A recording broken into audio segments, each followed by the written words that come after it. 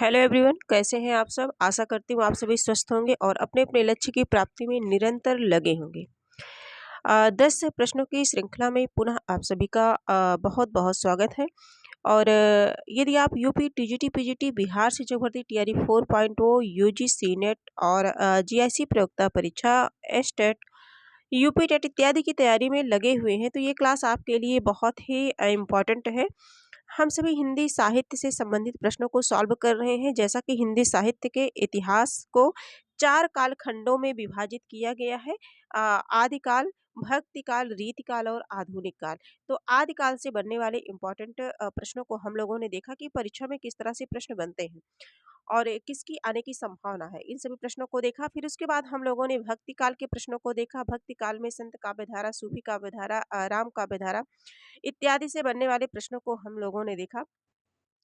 और अब आज की क्लास में हम सभी देखेंगे रीतिकाल। रीतिकाल से संबंधित किस तरह से परीक्षा में प्रश्न बनते हैं, उन सभी को हम देखेंगे। तो हम सभी 10 प्रश्न कर रहे हैं। 10 प्रश्न में से आपके कितने प्रश्न सही हुए, आप अवश्य बताइएगा। आज की क्लास में देखेंगे जो हमारा पहला प्रश्न है, हिंदी साहित्य में रीतिकाल की समय सीमा किसने निर्धारित की। ऑप्शन है हमारा रामचंद्र शुक्ल, और बी ऑप्शन है हजारी प्रसाद द्विवेदी, सी है रामविलास शर्मा और डी है नंद दुलारे वाजपेयी। 4 ऑप्शन हम सभी के समक्ष है और हम सभी को आंसर का जवाब देना है। हिंदी साहित्य में रीतिकाल की समय सीमा किसने निर्धारित की।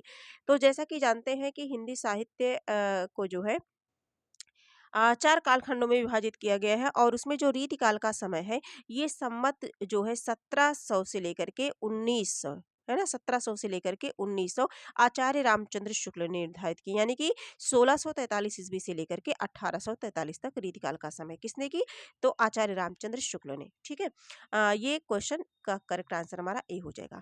अगले प्रश्न पर चलते हैं। रसिक प्रिया ग्रंथ के रचयिता कौन है। रसिक प्रिया ग्रंथ के रचयिता कौन है।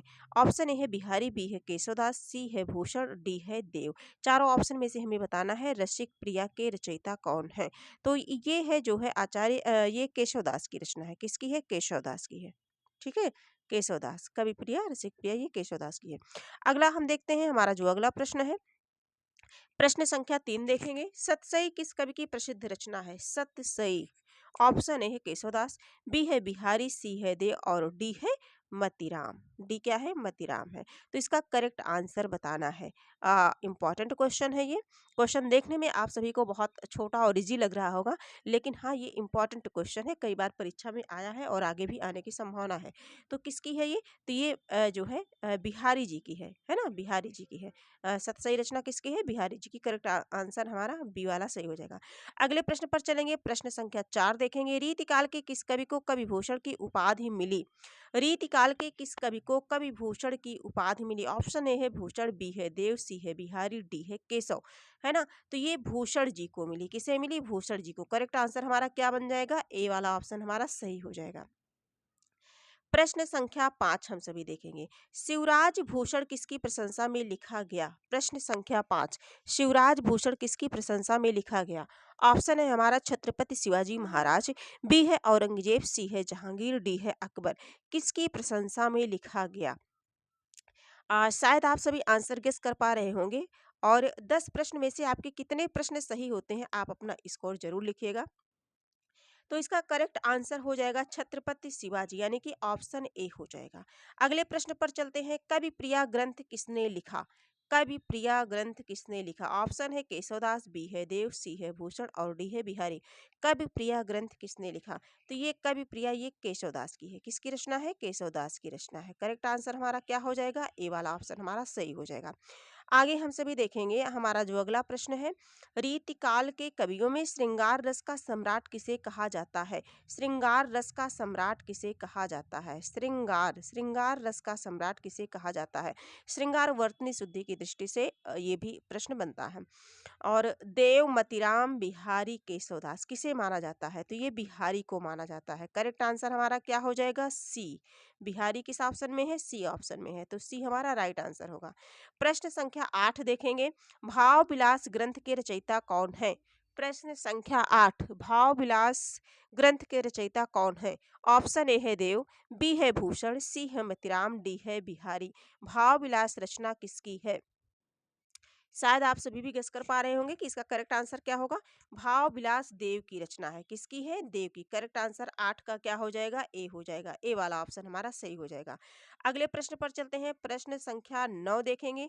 रीतिकाल का प्रमुख काव्य रूप क्या था?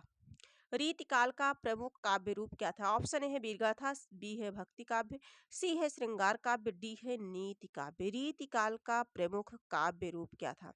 तो देखिए, वीर गाथा काल ये तो आदिकाल का हो गया, भक्ति काव्य ये तो भक्ति काल का हो गया, है ना? ये श्रृंगार काव्य हो जाएगा। करेक्ट आंसर हमारा क्या हो जाएगा? श्रृंगार काव्य। सी वाला ऑप्शन हमारा सही हो जाएगा। प्रश्न संख्या 10 है। प्रश्न संख्या 10 आप सभी के समक्ष है कि रीतिकाल को श्रृंगार काल किस आलोचक ने कहा?